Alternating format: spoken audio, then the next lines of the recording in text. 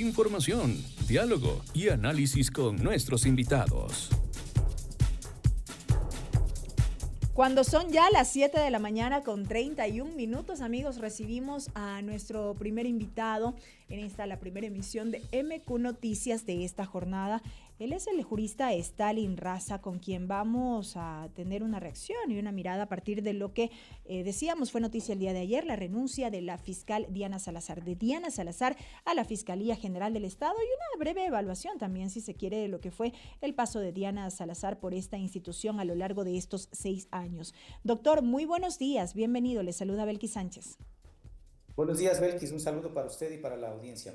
Muchas gracias. Yo hacía un brevísimo comentario luego de dar a conocer esta noticia y decía, creo que esta decisión de Diana Salazar tomó por sorpresa a muchos, porque mientras tanto se mantenía prorrogada en sus funciones y al menos en lo personal diría, no había avisos de que Diana Salazar pudiera tomar una decisión de renunciar al cargo de fiscal general del Estado. ¿Qué lectura mereció este anuncio y cómo evaluamos esta gestión en estos años?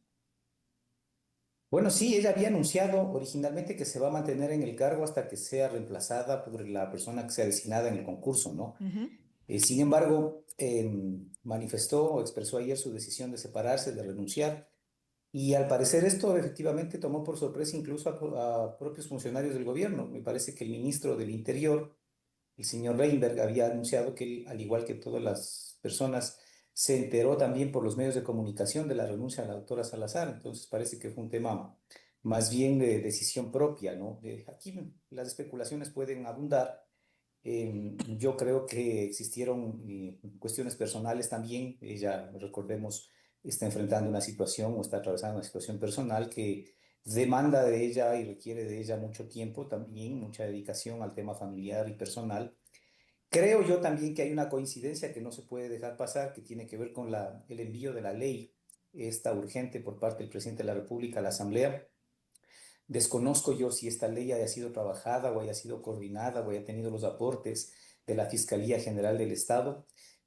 Podría esa también ser una de las decisiones. ¿Cómo Lo que es guardaría verdad. relación, doctor? Y quisiera detenerme aquí brevemente porque también es un tema que concita la atención hoy en día, esta ley económica urgente. ¿Cómo hace relación el contenido de esta iniciativa con esto que ha ocurrido en la Fiscalía General?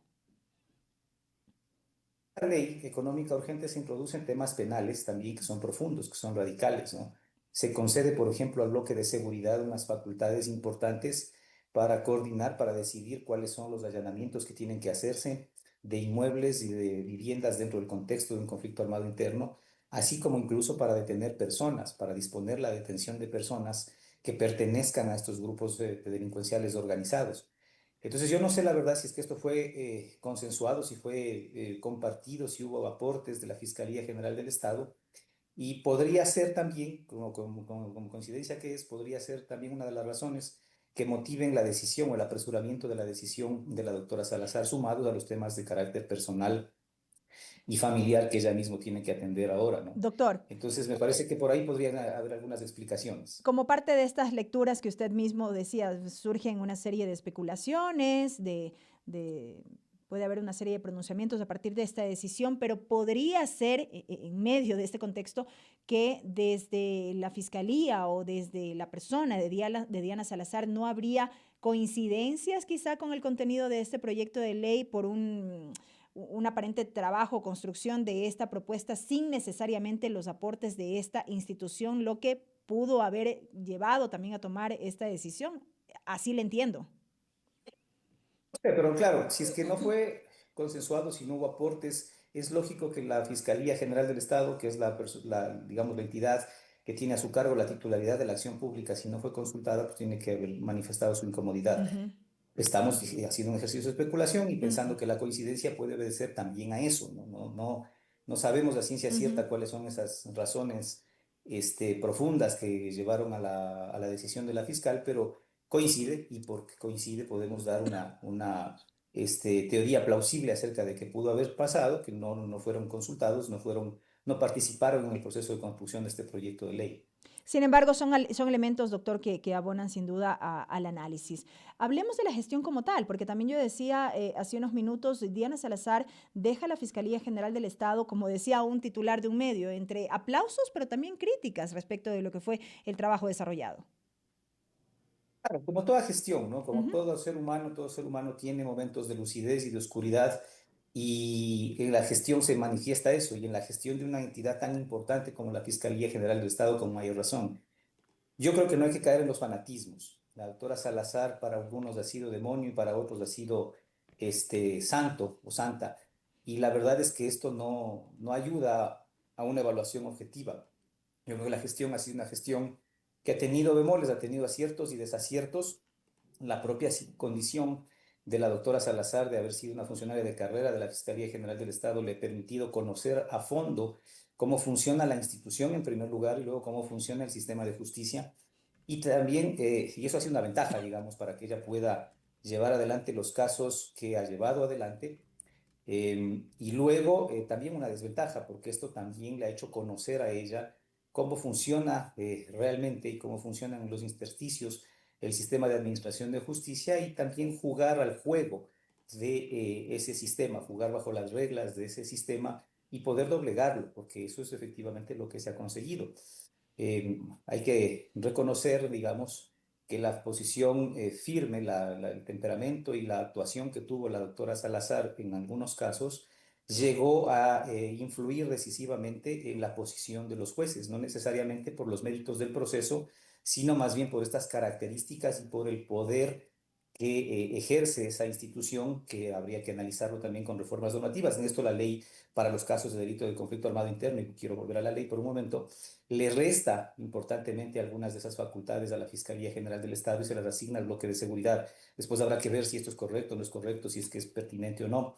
Pero en todo caso, la concentración de poder que tiene la Fiscalía General del Estado, más el conocimiento que ella tuvo de esa Fiscalía y de los alcances que podía tener ese poder, logró doblegar y logró conseguir que las decisiones de los jueces muchas veces no obedezcan a los méritos del proceso, sino más bien a esas características personales y a la coyuntura política incluso, donde la señora fiscal se insertó, ¿no?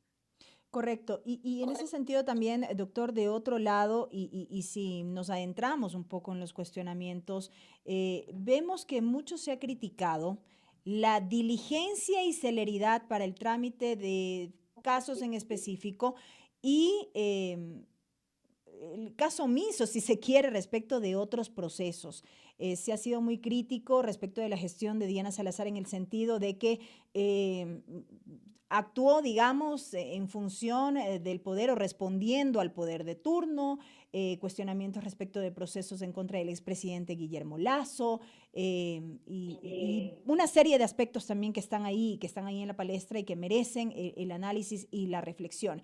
Y esto quiero trasladarlo ya en general al sistema de justicia como tal en nuestro país, porque no solo pasa por la Fiscalía General del Estado, estas críticas respecto de la falta de transparencia y la falta de justicia en nuestra justicia ecuatoriana, no solo a nivel de fiscalía, sino también a nivel de los diferentes órganos.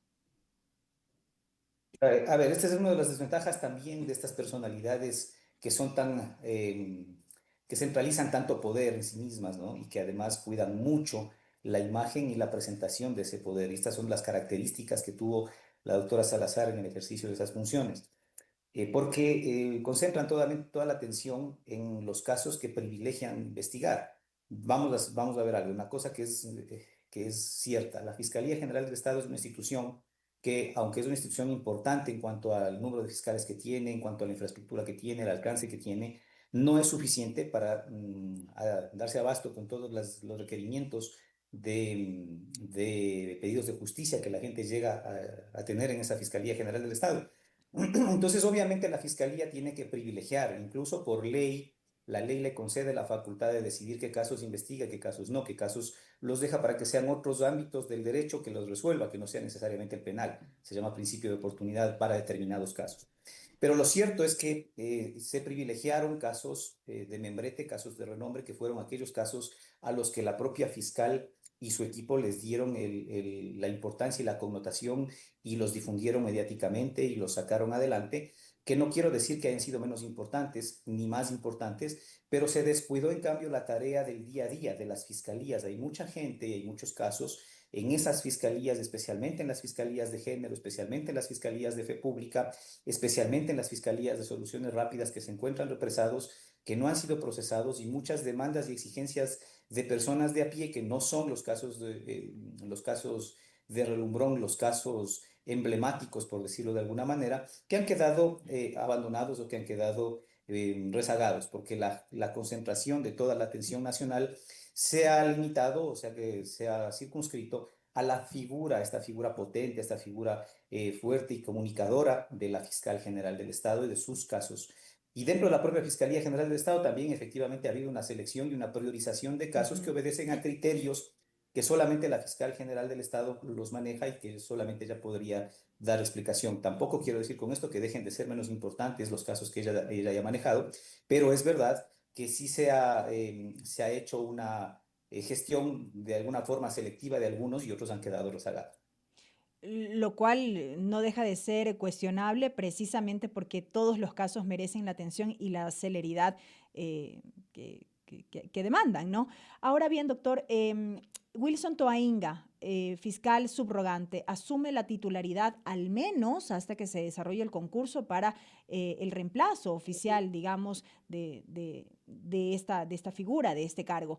¿Qué esperar de la gestión de Wilson Toainga, tomando en cuenta que él ya desempeñó, digamos, un papel visible, al menos durante el tiempo en que la fiscal general del Estado estuvo fuera de sus funciones en los últimos meses? Yo creo que en la práctica hubo un proceso de transferencia de las atribuciones, de las competencias y del ejercicio, especialmente en las audiencias y especialmente en el desarrollo de los casos que ya estaban iniciados. Muchos casos iniciaron con la formulación de cargos presentada por la fiscal general del Estado y algunas diligencias, digamos, de trámite, como la revisión de medidas cautelares o cosas parecidas, pero continuaron con la gestión minuciosa y del día a día realizada por el doctor Toainga, ¿no? El doctor Toainga era quien asistía a esas audiencias maratónicas que señalaban los jueces para evitar las caducidades de las prisiones preventivas de los casos emblemáticos, audiencias que tomaban incluso hasta la madrugada, audiencias que se apresuraban en su trámite para ser decididas por los jueces para que no se cumplan los tiempos de las caducidades de las prisiones preventivas.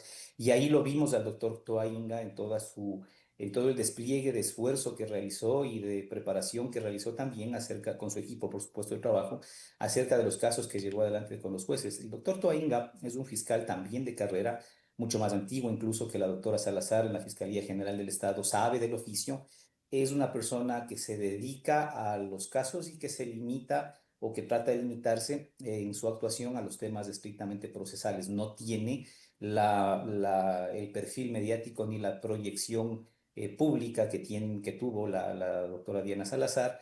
Así es que es esperable que él lleve adelante los casos que fueron iniciados por la doctora Salazar y que se verá más adelante cuáles son los resultados que presentan los jueces, no tanto en primera instancia, los que están pendientes, como en apelaciones o en casaciones cuando ya se tramiten esos recursos. Claro, no ha tenido esta visibilidad o esta misma visibilidad, pero restará ver qué pasa en los siguientes meses, sobre todo cuando ya asuma, digamos, estas funciones como tal y con los casos venideros que se puedan presentar a futuro. Doctor, gracias por estos minutos, gracias por habernos acompañado esta mañana. Muchísimas gracias también a usted. Ahora, lo que sí es de esperar, y con esto concluyo, es que el ¿Sí? Consejo de Participación Ciudadana realice su tarea y la realice pronto, porque tampoco es bueno que en el Ecuador sigamos contando con autoridades que están subrogando, que están encargadas, que están prorrogadas en funciones, sino que es necesario que ya la Fiscalía General del Estado asuma, o mejor dicho, un fiscal designadamente concurso asuma la titularidad y se haga cargo de esos casos que va dejando iniciados la doctora Diana Salazar. Y lo veremos también en el camino, doctor. Gracias por el tiempo. Un muy buen día. Gracias a usted, con mucho gusto. Hasta luego. El doctor Stalin Raza, jurista, acompañándonos esta mañana en la primera emisión de MQ Noticias. Son las 7 de la mañana, 45 minutos, amigos. Tiempo de una breve pausa. No se vayan, ya se viene nuestro siguiente invitado.